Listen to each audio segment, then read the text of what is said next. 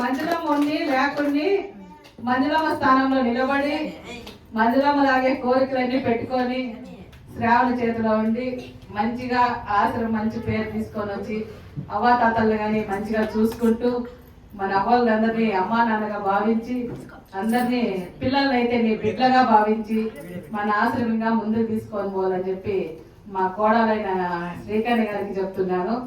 అలాగే మన అభిమానులందరికీ కానీ ఈరోజు అయితే మా కోడలు పరిచయం చేస్తున్నా.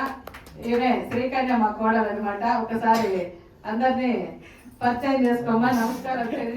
ఏడుస్తుంది ఎందుకంటే ఆమె ముందే బాధ ఎక్కువ ముసలాలంటే బాధపడద్దమ్మా. ఈరోజు ఎందుకంటే నిన్ను పరిచయం చేస్తున్నాం కాబట్టి మంచిగా అందరినీ పలకరించు, మంచి మాటలు చెప్పురండి, బాధపడకూడదు. నువ్వు నాకంటే మంచి పేరు తీసుకొస్తావని నాకు ఒక ఆశగానే ఉంది. దాన్ని నిలబెట్టే చాలు, మాకు అంతకంటే ఏమొద్దు. ఎందుకంటే నాకు ఒకే కోరిక, నేను ఎక్కడున్నా నా ఆత్మైనా మీ మీదనే ఎంటాడుతుంది. ఇదైతే వాస్తవము. అవ్వాతాతల్లో ఎవరైనా ఉన్నారు ఇంకా బయట ఉన్నారో వాళ్ళ కోసం కానీ నా ప్రాణం తలపురించుకుంటా పోతాదేమో, దేశం అంతా తిరుగుతా తెలియదు. కానీ నా ప్రాణం ఉండి పోయినా తర్వాత నా అలాగే నిలబడి ఈరోజు 50 మంది ఉన్నారు, రేపు 100 మంది కావచ్చు, 1000 మంది కావచ్చు, ఏది మనసులో పెట్టుకోకుండా స్వార్థంగా లేకుండా వీళ్ళంతా నీకు అమ్మా నాన్నతో సమానం, పిల్లల్ని బిడ్డలు అనుకొని ఇంకా ఎంతో మంది వచ్చేవాళ్ళు ఉంటారమ్మా. వాళ్ళందరినీ మంచి మనసుతో మనం చేస్తున్న కార్యక్రమం ఇది. ఎంతో మంది 100 మాటలు అనుకోండి, మీ ఫ్రెండ్స్ రావచ్చు, ఇంకోరు రావచ్చు, ఏం పట్టించుకోకుండా వీళ్ళకి అన్ని రకాల దగ్గరుండి మీ అమ్మా నాన్నకి ఎంత చూసుకుంటావో వీళ్ళని కానీ అలాగే చూసుకోవాలని చెప్పి ఈరోజు నేను అత్తగా నీకు తెలియజేయడం జరుగుతుంది.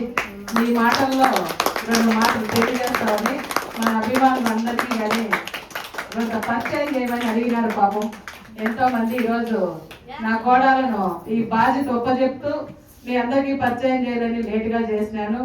ఈ రోజు అయితే మా కోడలు కానీ శ్రీకన్య 2 మాటలు మాట్లాడుతుంది.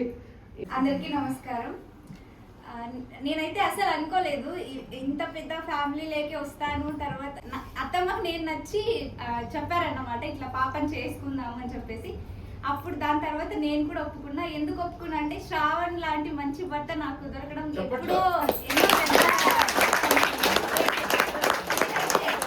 శ్రావణ్ ఎంత మంచిగా సామాజిక సేవ చేస్తున్నాడు. అందులో పాటు ప్రతి ఒక్కరిని కూడా వేరే వాళ్ళలాగా భావించకుండా వాళ్ళు మా అమ్మమ్మ నాన్నమ్మ లాగా భావించి మాట్లాడుతుంటాడు. నేను పెళ్లికి ఒప్పేసుకున్నాను.